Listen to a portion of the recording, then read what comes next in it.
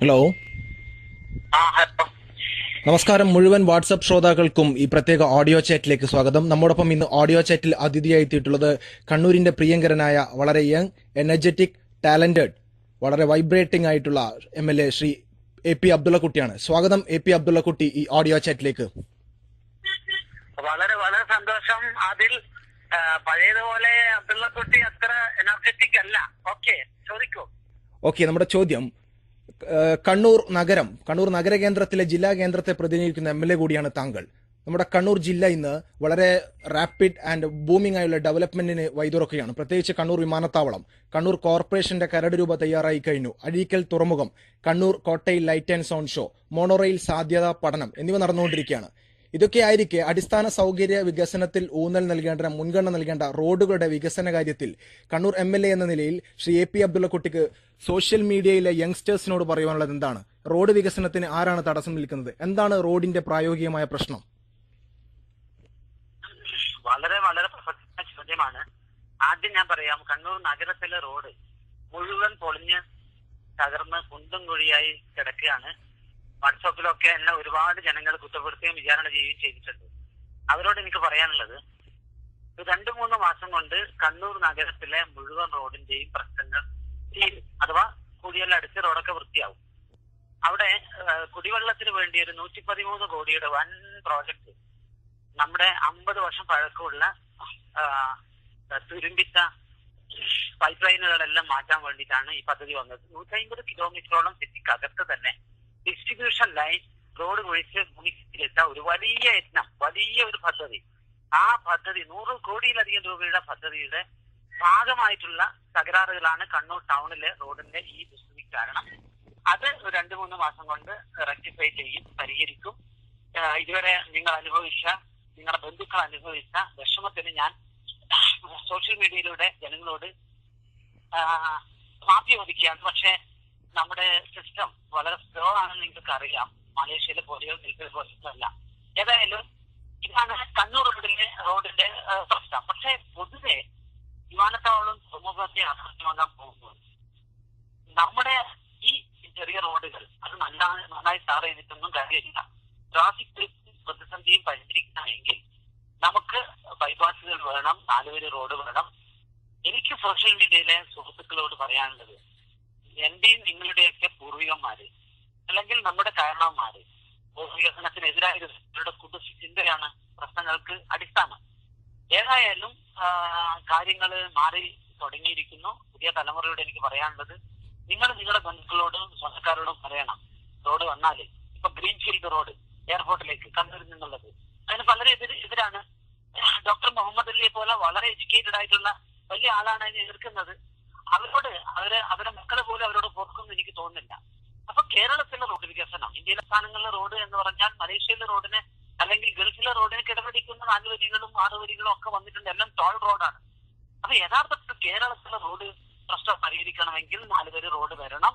ഇപ്പോൾ ആകെ വന്നത് എറണാകുളത്ത് നിന്ന് മണ്ണുത്തിയിലേക്കുള്ള ഒരു 35 കിലോമീറ്റർ ആണ്. ഇപ്പോൾ അവിടുന്ന് മണ്ണുത്തിയിൽ നിന്ന് പാലക്കാട് അതിർത്തിയിലേക്ക് 65 മീറ്റർ വീതിയിലുള്ള ഒരു വലിയ റോഡ് ജനങ്ങൾ മുഴുവൻ സ്ഥലം എടുത്ത് കഴിഞ്ഞിട്ട് പണി എടുക്കാൻ തുടങ്ങാൻ പോവുകയാണ്.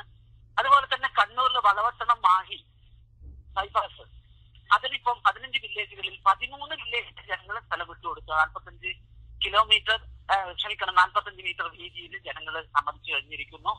ആകെ ചെറിയ പ്രശ്നമുള്ളത് നമ്മുടെ കടാങ്കോട്, വാരം, അതുപോലെ തന്നെ ചെറക്കൽ വില്ലേജുകളിലാണ്. അവിടുത്തെ ബന്ധുക്കളോട് പറയണം റോഡിനെതിരായത്. നിങ്ങൾ അറിയുമോ, റോഡ് പോകുമെന്ന് പ്രഖ്യാപിച്ച സ്ഥലത്തൊക്കെയുള്ള സ്ഥിതി നിങ്ങൾ അറിയുമോ? പണ്ട് എതിർത്ത ആളുകളൊക്കെ ഇപ്പൊ സങ്കടത്തിലാണ്. അവിടെ റിയൽ എസ്റ്റേറ്റ് ബിസിനസ് നടക്കുന്നില്ല, കൃഷി നടക്കുന്നില്ല, വ്യവസായം നടക്കുന്നില്ല. മക്കൾക്ക് വീതം വെച്ച് കൊടുത്ത് മോനെ നീയുടെ വീട് വെച്ചോ എന്ന് പറയുമ്പോൾ മക്കൾ പറയുന്നു, ഉമ്മ ഞാനിവിടെ വീട് വെക്കൂല, കാരണം ഇതിലെ ഭാവിയിൽ റോഡ് വരും. അവർക്ക് അവരുടെ ഭൂമി ഒന്നും ചെയ്യാൻ പറ്റാത്ത പ്രതിസന്ധിയിലാണ് അവരുള്ളത്. യഥാർത്ഥത്തിൽ ആ റോഡ് കടന്നു പോകുമെന്ന് പ്രഖ്യാപിച്ച ഏരിയയിലെ ജനങ്ങളെല്ലാവരും ഇപ്പോൾ റോഡിന് അനുകൂലമാണ്. പക്ഷെ എന്നാലും ചില എതിർപ്പുകളുണ്ട്. ആ എതിർപ്പുകൾ ചുമരുമ്മൽ ജീവിക്കുന്ന സംഘടനകൾ പോലുമല്ല. വൈകുന്നേരങ്ങളിലെ 9 ചാനലിൽ വന്ന് വലിയ വായിൽ വർത്താനം പറയുന്ന ചില ചാനൽ ജീവികൾ മാത്രമാണ് ഇപ്പോൾ ഓക്കെ, റൈറ്റ്. അബ്ദുള്ള കുട്ടി, നമുക്ക് ഗതാഗത കുരുക്കിലേക്ക് വരാം. കണ്ണൂർ നഗരത്തിന്റെ നീറുന്ന പ്രശ്നമാണ് ഗതാഗത കുരുക്ക്. നാട്ടുകാരും ജനങ്ങളും ഒരുപോലെ സ്വയം ശപിക്കുകയാണ്. പ്രത്യേകിച്ച് കാൽടെക്സ് ജംഗ്ഷനിൽ നിന്നും താഴെ ചൊവ്വയിലേക്കും കാൽടെക്സ് ജംഗ്ഷനിൽ നിന്നും പുതിയ തെരുവിലേക്ക് എത്തുവാൻ വേണ്ടി മണിക്കൂറുകളാണ് ജനം വാഹനങ്ങളിൽ കഴിച്ചുകൂട്ടുന്നത്. ഈ ട്രാഫിക് കുരുക്കിന് ഉള്ള പരിഹാരം എന്താണ്?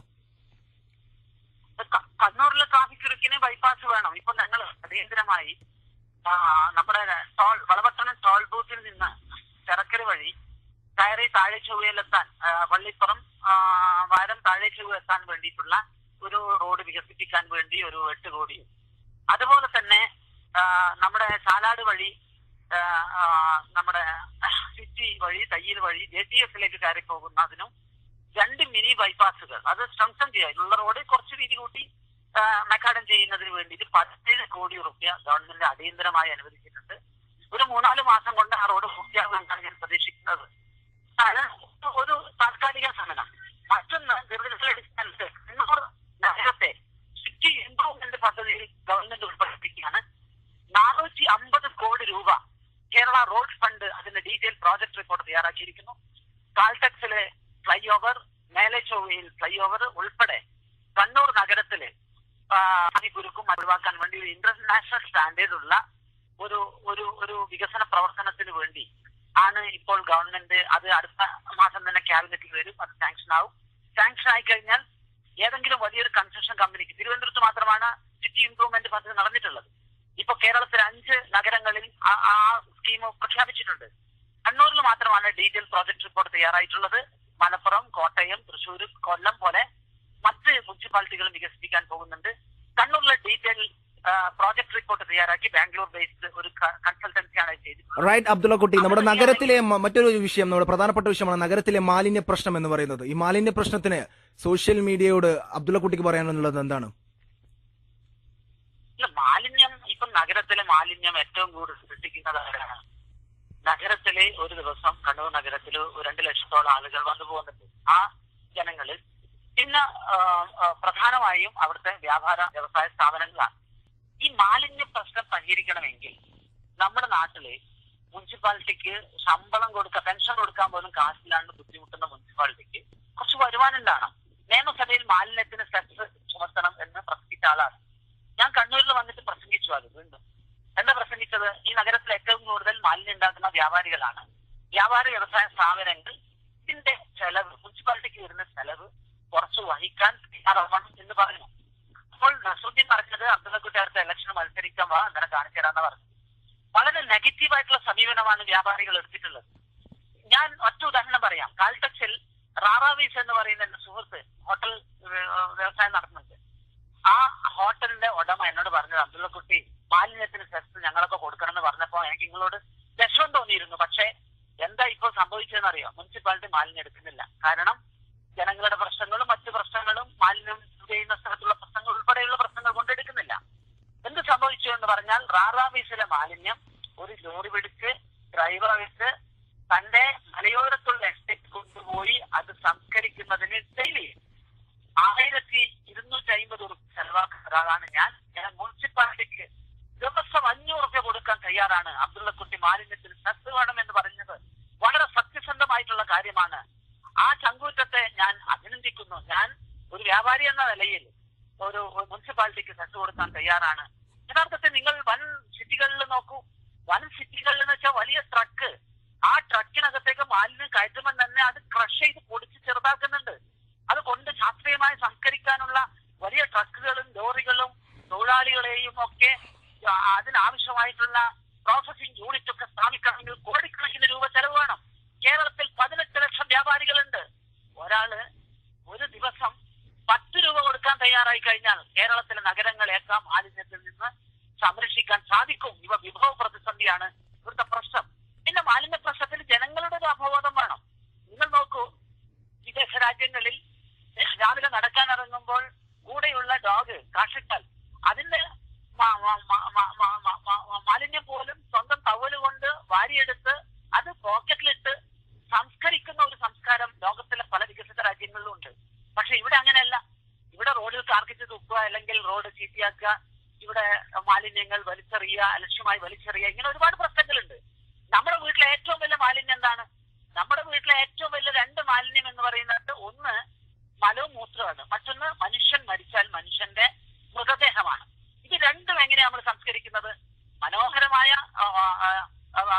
മനോഹരമായ ടോയ്ലറ്റുകൾ നമ്മൾക്ക്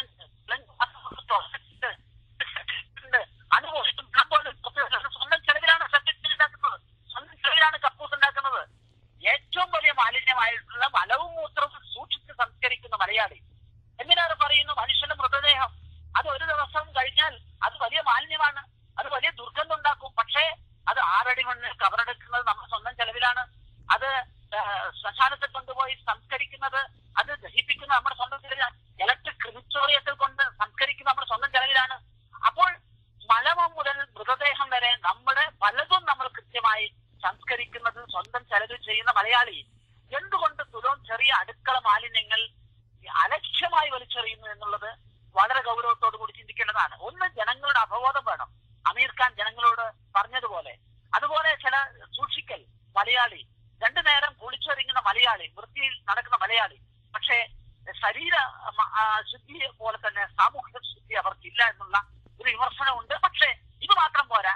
ഇത് പൊതുനഗരങ്ങളിലെ മാലിന്യങ്ങൾ സംസ്കരിക്കാൻ ഗവൺമെന്റിന് വലിയ ചെലവ് വരും.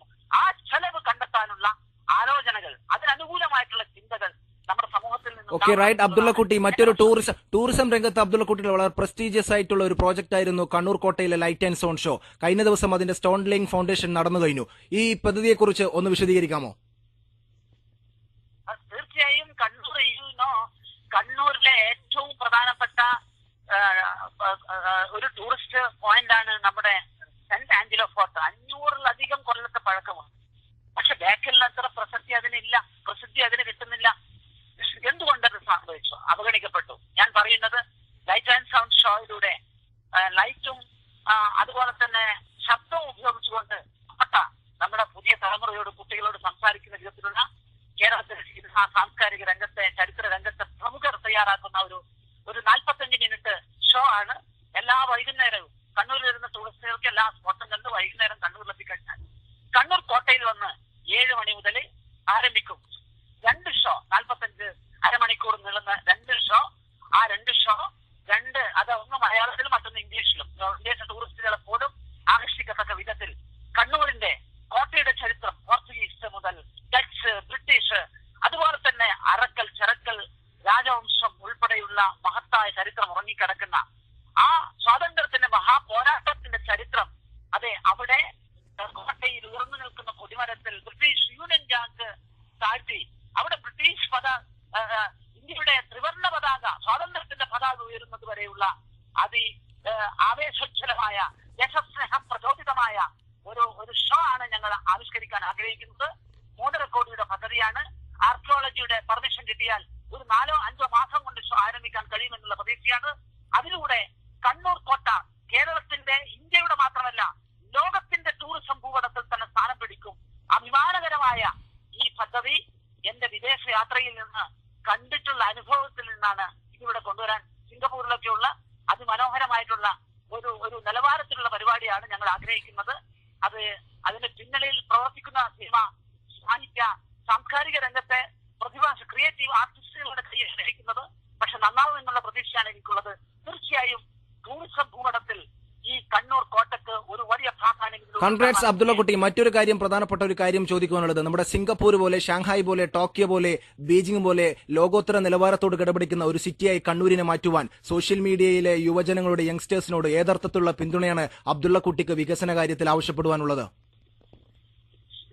നമ്മുടെ ലോകം മാറുകയാണ്. അതായത് മലയാളിയുടെ ഒരു സമീപനം ഇപ്പം സോഷ്യലിസ്റ്റ് ആശയങ്ങളിനോട് വലിയ ആഭിമുഖ്യം പുലർത്തിയാണ് 70-കളിൽ. ഒരുപക്ഷെ അല്ലെങ്കിൽ സാമൂഹ്യ നീതിയെ സംബന്ധിച്ചുള്ള സോഷ്യലിസ്റ്റ് കാഴ്ചപ്പാടായിരുന്നു പൊതുവെ നമ്മുടെ സമൂഹത്തെ സ്വാധീനിച്ചിട്ടുള്ളത്. പക്ഷേ നമ്മൾ മനസ്സിലാക്കേണ്ടത്, ഇന്ന് ലോകത്ത് നടക്കുന്ന ലിബറൽ സാമ്പത്തിക നയത്തിന് ഒരുപാട് വീക്ക്നെസ്സും പോരായ്മകളും ഉണ്ടെങ്കിലും നമ്മുടെ നാട്ടിൽ എഫിഷ്യന്റായി നമ്മുടെ എക്കണോമിക്സിനെ മുന്നോട്ട് കൊണ്ടുപോകാൻ സാധിക്കുന്നത് ഈ ലിബറൽ സാമ്പത്തിക നയത്തിനാണ്. ഈ സാമ്പത്തിക നയത്തിനനുസരിച്ചാണ് നമ്മുടെ വികസനത്തിൽ ജനപങ്കാളിത്തം, സ്വകാര്യ പങ്കാളിത്തം എന്നുള്ള ആശയങ്ങളൊക്കെ വന്നു, PPP മോഡലൊക്കെ വന്നിട്ടുള്ളത്. മലയാളിയുടെ മനോഭാവം എന്താണ്? ഇപ്പോഴും ടോളിനോടും ടാക്സിനോടും വിമുഖത കാണിക്കുകയാണ്. എല്ലാം സൗജന്യമായി കിട്ടണം, എല്ലാം സബ്സിഡിയിലൂടെ കിട്ടണം എന്നുള്ള മനോഭാവമാണ്. ഈ സബ്സിഡി മനോഭാവം മാറ്റണം. ടോളിനോടും ടാക്സിനോടുള്ള മനോഭാവം മാറ്റണം. 1000 ലിറ്റർ വെള്ളത്തിന് 4 റുപ്യക്കാണ് നമ്മുടെ ഗവൺമെന്റ് ജനങ്ങളുടെ വീട്ടിലെത്തിക്കുന്നത്. അത് 6 റുപ്യ 2 റുപ്യ വർദ്ധിപ്പിക്കാൻ തീരുമാനിച്ചപ്പോൾ അതിനെതിരെ പലരും എതിർത്തു. ഞാൻ ചോദിക്കുന്നത് ഒറ്റ സംഗതി ഞാൻ നിങ്ങളോട് പറയാം. എന്റെ MLA എന്ന ജീവിതത്തിൽ ഞാൻ കണ്ടുമുട്ടിയ എന്റെ മണ്ഡലത്തെ ഏറ്റവും പാവപ്പെട്ടവരുടെ കാഴ്ച എന്താണെന്നറിയോ? ഭക്ഷണം കഴിക്കാത്തവരല്ല, വസ്ത്രമില്ലാത്തവരല്ല, വിദ്യാഭ്യാസം കിട്ടാത്തവരല്ല, കിടക്കാൻ ഇടമില്ലാത്തവരല്ല. ഞാൻ കണ്ടത് ഏറ്റവും ദരിദ്രരായ മനുഷ്യർ എന്റെ നാട്ടിൽ ഞാൻ കണ്ടത് കുടിക്കാൻ വെള്ളമില്ലാതെ പാത്രം എടുത്ത് ഉടവെടുത്ത് നടന്ന് ദൂരെ ചെന്ന് കിണറ്റിൽ നിന്ന് വെള്ളം വലിച്ച് തലയെ കയറ്റി കൊണ്ടുവരുന്ന അമ്മമാരുടെ കാഴ്ച, ഉമ്മമാരുടെ കാഴ്ചയാണ് ഞാൻ എന്റെ പൊതുപ്രവർത്തനത്തിൽ സമീപകാലത്ത് കണ്ട ഏറ്റവും ദയനീയമായ ചിത്രം. യഥാർത്ഥത്തിൽ ആ കോളനികളിലേക്ക്, ആ പാവപ്പെട്ട ആവാസ കേന്ദ്രത്തിലേക്ക് പൈപ്പ് ലൈൻ നീട്ടാൻ PhDയെ സമീപിച്ചപ്പോൾ അവർ പറയുന്നത് ഞങ്ങൾ 450 കോടി രൂപ കടത്തിലാണ്, 1 ഇഞ്ച് ലൈൻ നീട്ടാൻ ഞങ്ങളുടെ കയ്യിൽ കാശില്ല. ഇത് മനസ്സിലാക്കിക്കൊണ്ട് ഞാൻ നിയമസഭയിൽ ചെന്ന് പ്രസംഗിച്ചു. കഴിഞ്ഞ ബജറ്റ് പ്രസംഗത്തിൽ പ്രസംഗിച്ചു. മാൻസാറോട് പറഞ്ഞു, ഈ 1000 റുപ്യ 1000 നിൽക്കുന്ന 4 റുപ്യ എന്നുള്ളത് മാറ്റണം, 10 റുപ്യ ആക്കണം. എന്നിട്ട് ഈ പാവപ്പെട്ട കോളനിയിലേക്ക് പൈപ്പ് ലൈൻ നിന്ന് വരുമാനം വർദ്ധിപ്പിച്ചിട്ട് ഡൽഹിയും തമിഴ്നാടും 10 റുപ്യ ആക്കിയിട്ടുണ്ട്. നിങ്ങൾ നോക്കൂ, 1 ലിറ്റർ വെള്ളത്തിന് 15 റുപ്യ കൊടുത്ത് കുടിക്കുന്ന അച്യുതാനന്ദനാണ് ഇതിനെതിരെ പ്രമേയം പാസാക്കുന്നത് എന്നുള്ളതാണ് നമ്മുടെ രാഷ്ട്രീയത്തിലെ ഏറ്റവും ദയനീയമായ ചിത്രം. അതുകൊണ്ട് രാഷ്ട്രീയ നേതൃത്വം മാറുമെന്ന് എനിക്ക് തോന്നുന്നില്ല. പക്ഷേ യുവതലമുറ ഈ രാഷ്ട്രീയ നേതൃത്വത്തെ മാറ്റണം. അഥവാ സബ്സിഡി, അനാവശ്യ സബ്സിഡി ഒഴിവാക്കണം. അതുപോലെ തന്നെ ടാക്സിനോട് ടോളിനോടുള്ള സമീപനം മാറ്റണം. എങ്കിൽ മാത്രമേ നമ്മുടെ നാട്ടിലെ ഗവൺമെന്റിന്റെ ഖജനാവ് നിറയുള്ളൂ. Okay, right. അബ്ദുള്ള കുട്ടി, കണ്ണൂരിന്റെ IT സാധ്യതകൾ എന്തൊക്കെയാണ്? വളർന്നു വരുന്ന ഡിജിറ്റൽ ഇന്ത്യയുടെ ചുവട് പിടിച്ച് കണ്ണൂരിനും IT സാധ്യതകൾ വല്ലതുമുണ്ടോ? അല്ല, IT സാധ്യത കണ്ണൂർ എയർപോർട്ട് വന്നാൽ തനിയെ IT പ്രോജക്ടുകളൊക്കെ കണ്ണൂർ എയർപോർട്ടിന്റെ ചുറ്റുമായി വരും. കാരണം കൊച്ചിയേക്കാൾ വലിയ ഇന്ത്യയിലെ ഏറ്റവും പ്രധാനപ്പെട്ട എയർപോർട്ടുകളിൽ ഒന്നായി കണ്ണൂർ മാറാൻ പോവുകയാണ്. ഏറ്റവും നല്ല റൺവേ ആയിരിക്കും. ഒരുപക്ഷെ ഇപ്പോൾ തന്നെ കൊടകിൽ 1 ഡസനിലധികം 7 സ്റ്റാർ ഹോട്ടലുകൾ വന്നു കഴിഞ്ഞു. കണ്ണൂരിൽ നിന്ന് കൊടകിലേക്ക് 50 കിലോമീറ്റർ ആണ്. യഥാർത്ഥത്തിൽ ബേക്കലില് 1/4 ഡസൻ 5 സ്റ്റാർ ഹോട്ടലുകൾ വന്നു കഴിഞ്ഞു. അതുപോലെ തന്നെ ടൂറിസം രംഗത്ത് മാത്രമല്ല, IT രംഗത്തും അതുപോലെ തന്നെ ഫുഡ് പ്രോസസിംഗ് രംഗത്തും പഴയ ടെക്സ്റ്റൈലിന്റെ പ്രഭാവത്തിലേക്കുമെല്ലാം ഈ കണ്ണൂർ എയർപോർട്ട് വരുന്നതോടുകൂടി നമ്മൾ മാറും. പക്ഷെ നല്ല റോഡില്ല, നല്ല റെയിലില്ല. അതിനും നമുക്ക് കുറച്ച് കാര്യങ്ങൾ കണ്ടെത്തേണ്ടതുണ്ട്. ഏതായാലും ഞാൻ നല്ല ശുഭപ്രതീക്ഷയിലാണ്. അല്പം വൈകിയെങ്കിലും കണ്ണൂരും കേരളവും മാറും എന്നുള്ള വിശ്വാസത്തിലാണ് ഞാൻ. ഒരുപക്ഷെ ഈ പുതിയ തലമുറയാണ്, അതെ, സോഷ്യൽ മീഡിയയിൽ ഞങ്ങളെ വിമർശിക്കുകയും ഞങ്ങൾ ഉപദേശങ്ങൾ നൽകുകയും ഞങ്ങളെ പ്രചോദിപ്പിക്കുകയും ആവേശം കൊള്ളിക്കുകയും ചെയ്യുന്ന ഈ പുതിയ തലമുറ ഈ കേരളത്തെ മാറ്റിമറിക്കും. അതുകൊണ്ട് സോഷ്യൽ മീഡിയയിലെ വലിയ ആശയങ്ങളും ചിന്തകളും ഒക്കെ ലോകത്തോട് ഉച്ചത്തിൽ വിളിച്ചു പറയുന്ന ശ്രീ അബ്ദുള്ള കുട്ടി MLA എന്ന നിലയിൽ രാഷ്ട്രീയത്തിലേക്ക് കടന്നു വരണമെന്നാണ്. ശ്രീ അബ്ദുള്ള കുട്ടി MLA എന്ന നിലയിൽ കഴിഞ്ഞ കാലങ്ങളിൽ താങ്കൾ നടത്തിയ വികസന പ്രവർത്തനങ്ങളെ കുറിച്ച് വളരെ ചുരുക്കി ഒന്ന് പറയാമോ? താങ്കൾ കണ്ണൂർ മണ്ഡലത്തിൽ നടത്തിയ വളരെ പ്രധാനപ്പെട്ട വികസന പ്രവർത്തനങ്ങൾ. ഈ കണ്ണൂർ മണ്ഡലത്തില് കാര്യങ്ങളൊന്നും വൃത്തിയിൽ നടക്കുന്നില്ല എന്നുള്ള ഒരു പ്രകടനമുണ്ട്. സത്യത്തിൽ കണ്ണൂർ മണ്ഡലത്തിൽ എല്ലാ വകുപ്പിൽ നിന്നും ഫണ്ട് ഇഷ്ടം പോലെ വന്നിട്ടുള്ള ഒരു വകുപ്പാണ്. ഇപ്പൊ മാപ്പിളത്തെ 14 കൊല്ലായി നമ്മുടെ കണ്ണൂരിലെ ഏറ്റവും വലിയ മത്സ്യബന്ധന തുറമുഖ. പക്ഷേ അത് 14 കൊല്ലമായിട്ട് അശാസ്ത്രീയമായി കിടക്കുകയാണ്. ഇതാ 30-ാം തീയതി മുഖ്യമന്ത്രി വരികയാണ്. അവിടെ മാസ്റ്റർ ഡ്രഡ്ജിംഗ് നടത്താൻ വേണ്ടി 7 കോടിയിലധികം രൂപയുടെ ഡ്രഡ്ജിങ്ങിന്റെ പ്രവൃത്തി ഉദ്ഘാടനം ചെയ്യുകയാണ്. അതുപോലെ തന്നെ മാപ്പിള ബേയുടെ പ്രശ്നം പരിഹരിക്കുന്നതിന് വേണ്ടിയിട്ട് 15-16 കോടി രൂപയുടെ ഒരു പദ്ധതി സംസ്ഥാന ഗവൺമെന്റ് കേന്ദ്ര സഹായത്തോടു കൂടി നടപ്പിലാക്കാൻ പോവുകയാണ്. തയ്യൽ ഭാഗത്ത് പുതിയ ബ്രേക്ക് വാട്ടർ അഥവാ പുളിമൂട്ട് ഉണ്ടാക്കാൻ പോവുകയാണ്. അതുപോലെ തന്നെ നിലവിലുള്ള പുളിമൂട്ട് അല്പം നീളം കൂട്ടാൻ പോവുകയാണ്. അതോടുകൂടി ഈ മാപ്പിളവേയുടെ നിർമ്മാണത്തിൽ അശാസ്ത്രീയത പരിഹരിക്കുന്നതിന് വേണ്ടിയിട്ടുള്ള വലിയ പദ്ധതി സംസ്ഥാന ഗവൺമെന്റിൽ നിന്ന് നമുക്ക് കിട്ടിക്കഴിഞ്ഞതാണ് ഏറ്റവും അവസാനത്തെ വാർത്ത. രണ്ടാമത്തെ സംഗതി, ഇപ്പോൾ സെന്റ് ആഞ്ചലോ ഫോർട്ടിൽ 3.5 കോടിക്ക് വരുന്ന night and sun show. Payyambalam beach ഒരുപക്ഷെ കണ്ണൂരിലെ ഏറ്റവും നല്ല ബീച്ചാണ്. പക്ഷെ നിങ്ങൾ നോക്കൂ, പല ബീച്ചുകളിലും കണ്ണൂരിലെ തന്നെ പല ബീച്ചുകളും പല ടൂറിസം മന്ത്രിമാരും പല വികസന പ്രവർത്തനങ്ങളും ചെയ്തിട്ടുണ്ടെങ്കിലും പയ്യാമ്പലത്ത് ഒന്നും ചെയ്തിട്ടില്ല. പയ്യാമ്പലത്ത് സീ വ്യൂ പാത്വേ 2.5 കോടി രൂപയുടെ പ്രവൃത്തി ആരംഭിച്ചു. പക്ഷെ കരാറുകാരൻ ഇട്ടേച്ച് പോയി. ഒരു ചെറുപ്പക്കാരനായ കരാറുകാരനായിരുന്നു. അവൻ ഇട്ടേച്ച് പോയി. ഇതാ വീണ്ടും ടെൻഡർ വിളിക്കുന്നു. ഒരു 6-7 മാസം കൊണ്ട് അത് മനോഹരമായി അവിടെ ഇരിക്കാനും നടക്കാനുള്ള സൗകര്യം സീ വ്യൂ പാത്വേയുടെ പ്രവൃത്തി നടക്കാൻ പോവുകയാണ്. അതുപോലെ തന്നെ കണ്ണൂർ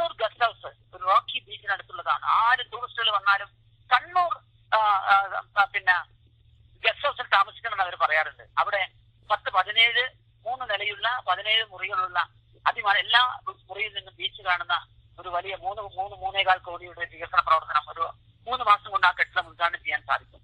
അതുപോലെ തന്നെ കണ്ണൂരിൽ ഒരു സബ് കോടതി ഉണ്ടായിരുന്നില്ല. കണ്ണൂരിലുള്ള സബ് കോടതി തലശ്ശേരിയിലായിരുന്നു. ചെറുപുഴയിൽ നിന്ന് പോലും 1 ലക്ഷത്തിന് മുകളിലുള്ള കേസുമായിട്ട് എവിടെ പോകണം? തലശ്ശേരി പോകണം. ഞാൻ MLA ആയി വന്ന ഉടനെ 50 കൊല്ലമായി കണ്ണൂർ ആവശ്യപ്പെടുന്ന സബ് കോടതി കണ്ണൂരിൽ സ്ഥാപിച്ചു. യഥാർത്ഥത്തിൽ ആ സബ് കോടതി ഇരിട്ടി താലൂക്ക് പോലെ തന്നെ ഒരുപക്ഷെ അതിനേക്കാൾ പ്രധാനമുള്ള ഒരു നേട്ടമാണ് കണ്ണൂരിൽ സബ് കോടതി സ്ഥാപിച്ചത്. അതുപോലെ തന്നെ കണ്ണൂരിൽ ഒരു മറൈൻ ഡ്രൈവ് റോഡ് വേണമെന്നുള്ളത് കണ്ണൂരിന്റെ ഒരു ആഗ്രഹമാണ്. 15 കോടി രൂപക്ക് തയ്യിൽ നിന്ന് 7.5 കടപ്പുറത്തേക്ക് ഭാവിയിൽ മുഴപ്പിലങ്ങാടേക്ക് ഒരു ബീച്ച് തീരദേശ റോഡ് ഉണ്ടാക്കാൻ വേണ്ടി തീരുമാനിച്ചിരിക്കുന്നു. ആ റോഡിന്റെ പ്രവൃത്തി അടുത്ത് തന്നെ തുടങ്ങാൻ സാധിക്കുമെന്നാണ് ഞാൻ പ്രതീക്ഷിക്കുന്നത്. അതുപോലെ തന്നെ കണ്ണൂർ സിറ്റിക്ക് റോഡിന് പ്രശ്നമായി നമ്മുടെ സിറ്റി വഴി മനോരമ ജംഗ്ഷനിലേക്ക് അഥവാ നമ്മുടെ ചേംബർ ഹാളിലേക്ക് വരുന്ന 8.5 കോടിയുടെ പ്രവൃത്തി ഇപ്പോൾ നടന്നുകൊണ്ടിരിക്കുകയാണ്. അവിടുത്തെ കുണ്ടും കുഴിയൊക്കെ ഇപ്പൊ മാറി ആ റോഡിന്റെ പ്രവൃത്തി അടുത്ത് തന്നെ പൂർത്തിയാവും. അതുപോലെ തന്നെ നമ്മുടെ കണ്ണോത്തിൻചാലിൽ നിന്ന് കക്കാട് വഴി പുതിയതിലേക്ക് കയറി പോകുന്ന റോഡിന്റെ പ്രവൃത്തിക്ക് 15 കോടി രൂപ സംസ്ഥാന ഗവൺമെന്റ് അനുവദിച്ചിട്ടുണ്ട്. താഴെ ചോദിക്കുന്ന പുതിയതിലേക്ക് നമ്മുടെ നാഷണൽ ഹൈവേയുടെ 2 സൈഡും വീതി കൂട്ടുന്ന പ്രവൃത്തി ഇപ്പൊ നടന്നു 10 കോടിയുടെ പ്രവൃത്തിയാണ്. അതിന്റെ ഭാഗമായിട്ടാണ് സംസ്ഥാനങ്ങളെല്ലാം 1.5 കോടി രൂപയുടെ പദ്ധതിയാണ്. ആ മാർക്കറ്റിന്റെ പ്രവൃത്തി നടന്നുകൊണ്ടിരിക്കുകയാണ്. അത് അവിടെ കുറച്ച് എതിർപ്പുണ്ടായതുകൊണ്ട് 1.5 കൊല്ലം അതിന് ജനങ്ങൾ തടസ്സപ്പെടുത്തി. പക്ഷെ ആ മത്സ്യ മാർക്കറ്റിന്റെ പ്രവൃത്തി ഇപ്പോൾ നടന്നുകൊണ്ടിരിക്കുകയാണ്. അതുപോലെ തന്നെ കണ്ണൂരിൽ ഞാൻ നേരത്തെ പറഞ്ഞ 450 കോടിയുടെ സിറ്റി ഇംപ്രൂവ്മെന്റ് പദ്ധതിയുടെ സ്കീം തയ്യാറായിരിക്കുന്നു. അതിന്റെ പ്രവൃത്തി നമുക്ക് ഉടനെ ആരംഭിക്കാൻ സാധിക്കും. ഒരുപക്ഷെ കണ്ണൂരിന്റെ ചരിത്രത്തിൽ എല്ലാ വകുപ്പിൽ നിന്നും ഇത്രയധികം ഫണ്ട് വന്നിട്ടുള്ള ഒരു കാലം ഇതിനു മുമ്പ് ഉണ്ടായിട്ടില്ല. പക്ഷേ അതിന്റെയൊക്കെ ഫലം കാണാൻ പോകുന്നേ ഉള്ളൂ. 1 കൊല്ലം നിങ്ങൾ കാത്തിരിക്കൂ. പല മാറ്റങ്ങളും കണ്ണൂരിൽ ഉണ്ടാവും.